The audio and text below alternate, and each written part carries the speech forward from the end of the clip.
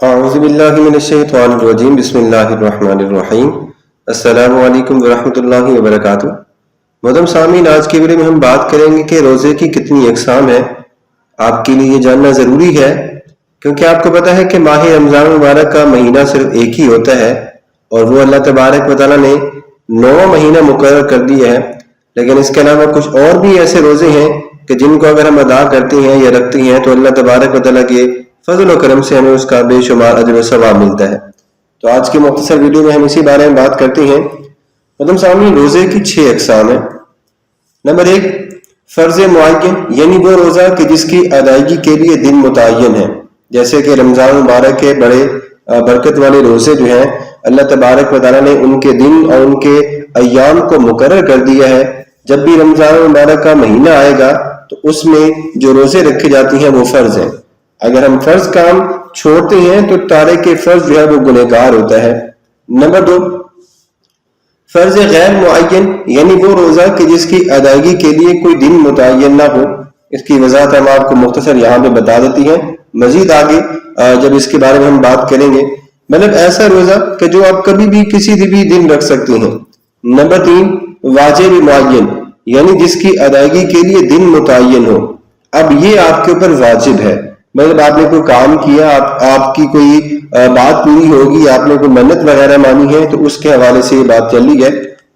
Number 4، واجب غیر معین، یعنی وہ روزہ کہ جس کی ادائیگی کے لیے کوئی دن متعین نہ ہو۔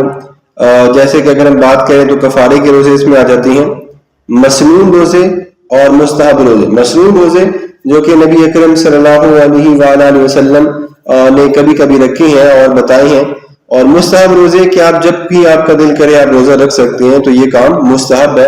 مطلب مستحب ایسا کام ہوتا ہے کہ اگر آپ کر لیں تو ثواب ہوتا ہے اور اگر آپ نہ کریں تو گناہ نہیں ہوتا۔ اب ہم ان کی مختصر وضاحت بھی آپ کے سامنے کر لیتے ہیں۔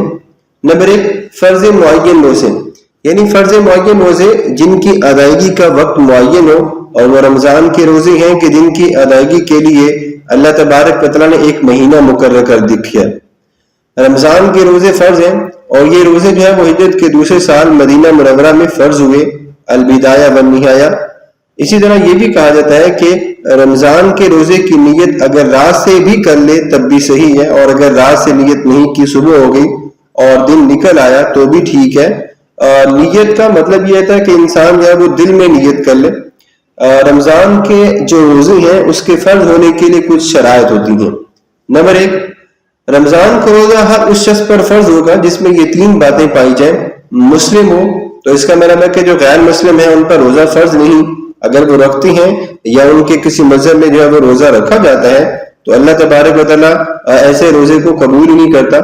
نمبر 2، عاقل ہو، یعنی اس کا دماغی توازن بالکل ٹھیک ٹھاک اور تندرست ہو، وہ مجنون، پاگل، دیوانہ نہ ہو، کیونکہ ایسے انسان پر روزہ فرض ہی نہیں ہے۔ نمبر 3، بالغ ہو، مطلب بالغ ہونا ضروری ہے، تو نابالغ جو بچہ ہوتا ہے یا جو بچہ ہم بات کر لیتے ہیں اس پر بھی روزہ فرض نہیں ہوگا۔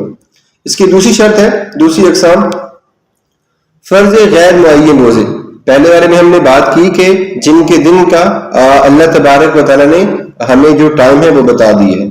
اب یہ وہ روزے ہیں کہ جو فرض تو ہیں لیکن ان کی ادائیگی کے لیے کوئی وقت متعین نہیں ہے، مقرر بھی نہیں ہے، اور وہ رمضان کی قضا کے روزے ہیں۔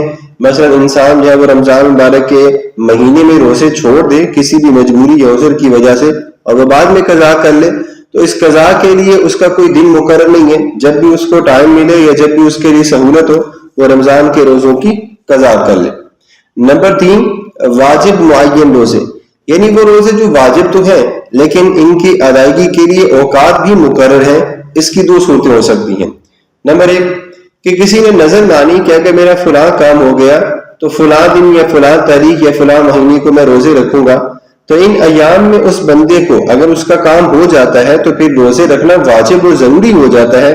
اس کو ہم نظر معین بھی کہتے ہیں، مطلب ایسی نظر کہ جو پوری ہو جائے اور انسان نے اس کا وقت بھی بتا دیے۔ اسی طرح ایک شخص نے رمضان کا چاند خود اپنی آنکھوں سے دیکھا، لیکن کسی شرعی وجہ سے قاضی نے اس کی گواہی قبول نہیں کی، تو اس شخص پر اس دن کا روزہ رکھنا واجب ہے، کیونکہ اس صورت میں انسان نے خود اپنی آنکھوں سے چاند کو دیکھا ہے، اور حدیث میں آتا ہے کہ جب آپ چاند دیکھو تو روزے رکھ سکتی ہیں۔ نمبر 4، واجب غیر معین روزے، مطلب یہ وہ روزے ہیں کہ جو واجب تو ہے لیکن ان کی ادائیگی کے لیے کوئی وقت مقرر نہیں ہے، جب بھی چاہے آپ رکھ سکتے ہیں۔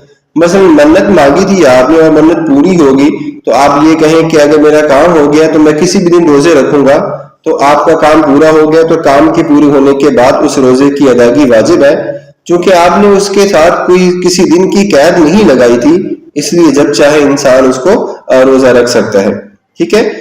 واجب غیر معین روزے کی دوسری صورتحال یہ بھی ہو سکتی ہے کہ کسی نے متعین دن یا تاریخ کے ساتھ یہ نیت کی کہ اگر میرا کام فلاں ہو گیا تو میں عید کے دن روزہ رکھوں گا، حالانکہ عید کے دن تو روزہ رکھنا منع ہے، تو اس پر واجب ہے کہ اس نظر کے روزے کو عید کے دن نہ رکھے بلکہ اس سے اگلے دن یا ایک دو دن بعد قضا کر لے۔ اسی طرح نفل روزہ شروع کرنے کے بعد واجب ہو جاتا ہے، اگر کسی نے توڑ دیا تو اس کی قضا ضروری ہوگی۔ عمدۃ الفقہ، البدایہ والنہایہ، در مختار اور صحیح بخاری۔ اسی طرح نمبر 5 میں اگر ہم بات کریں تو اس کے حوالے سے بھی بے شمار احکامات ہمیں ملتے ہیں۔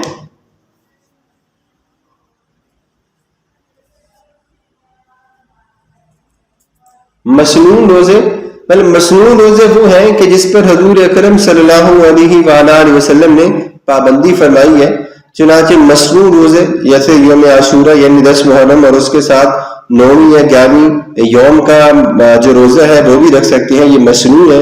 ہر پیر کا اور جمعرات کا جو روزہ ہے یہ بھی مسنون ہے۔ حضرت قتادہ رضی اللہ تعالیٰ عنہ سے مروی ہے کہ آپ صلی اللہ علیہ وآلہ وسلم نے فرمایا، خدا کی ذات سے امید ہے کہ اس دن یعنی یوم عاشورہ کا روزہ گزرے ہوئے سال کے گناہوں کا کفارہ ہو جائے گا۔ اسی طرح چونکہ یہودی بھی اس دن کا روزہ رکھتے تھے، اس لیے آپ نے امتیاز کے لیے 10 کے ساتھ 9 محرم کو بھی روزہ رکھنے کا حکم دیا، بلکہ یہ بھی کہا جاتا ہے کہ ان روزوں کی نیت کو رات کو بھی کر لینا چاہیے، اگر صبح کر لیں تو بھی ٹھیک ہے۔ آخر میں ہم بات کرتے ہیں مستحب روزے۔ مستحب روزوں سے مراد وہ روزے ہیں کہ جس کے بارے میں نبی اکرم صلی اللہ علیہ وآلہ وسلم نے ترغیب دی ہو لیکن آپ نے اس پر زیادہ اہتمام نہ کیا ہو، مطلب اگر آپ رکھ لیں تو بھی ٹھیک ہے اور اگر آپ نہیں رکھتے تو کوئی گناہ نہیں ہوگا۔ اسی طرح آپ کو یہ بھی معلوم ہے کہ عید کے فوراً بعد شوال کے روزے آتی ہیں، تو وہ 6 روزے ہیں، وہ بھی رکھنا مستحب ہے۔ حضرت ابو ایوب انصاری سے مروی ہے کہ آپ صلی اللہ علیہ وآلہ وسلم نے فرمایا، جس نے رمضان اور پھر شوال کے 6 روزے رکھے تو گویا اس نے تمام زمانہ روزوں میں گزار دیا یا روزے رکھے۔ شوال کے 6 روزے مسلسل بھی رکھے جا سکتے ہیں، الگ الگ بھی۔ اسی طرح پیر اور جمعرات کے روزے کے حوالے سے بھی بڑی جو ہے وہ تاکید آئی ہے، جامع ترمذی، جامع مسلم اور مراق الفلاحی۔ اسی طرح یہ بھی کہا جاتا ہے کہ ایام 20 کے روزے، یعنی ہر ماہ جس تاریخ میں چاہے 3 روزے رکھ لے، 1 سے لے کر 30 تاریخ تک، اگر وہ 12، 13، 14 یا 13، 14، 15 کو روزے رکھے تو وہ زیادہ بہتر ہے۔ جیسے 13ویں، 14ویں اور 15ویں کے روزے رکھنے کی یہاں پہ ترغیب دی گئی ہے۔ یوم عرفہ کا روزہ جب میدان عرفات میں، اس دن کا بھی روزہ رکھ سکتا ہے۔ ذی الحج کے پہلے عشرے کے روزے بھی انسان جو ہے وہ رکھ سکتا ہے۔ تو محترم سامعین، آگے بھی کئی سارے احکامات ہمیں ایسے ملتے ہیں کہ جو روزے رکھنے کے حوالے سے ملتے ہیں، لیکن چونکہ ہم نے روزوں کی مختلف اقسام کے حوالے سے بات کی تو امید کرتے ہیں کہ آپ کو سمجھ آ گئی ہوگی۔ اگر آپ کو سمجھ آ گئی ہے تو اپنا بہت سارا خیال رکھیے گا، اور اگر آپ کو سمجھ نہیں آئی تو آپ اپنی ویڈیو کو سکپ کر کے دوبارہ دیکھ لیجیے گا، اسے روک کے دوبارہ دیکھ لیجیے گا۔ اگر سمجھ نہیں آئی تو پھر آپ مجھے کمنٹ سیکشن میں بتا دیجیے گا، انشاءاللہ جس قدر ممکن ہوا میں آپ کے سوال کا جواب ضرور دینے کی کوشش کروں گا۔ اللہ تبارک و تعالی ہم سب کو ماہ رمضان میں قرآن مجید کی کثرت سے تلاوت کرنے کی، روزوں کی پابندی کرنے کی، خصوصاً نماز تراویح پڑھنے کی توفیق عطا فرمائے، آمین۔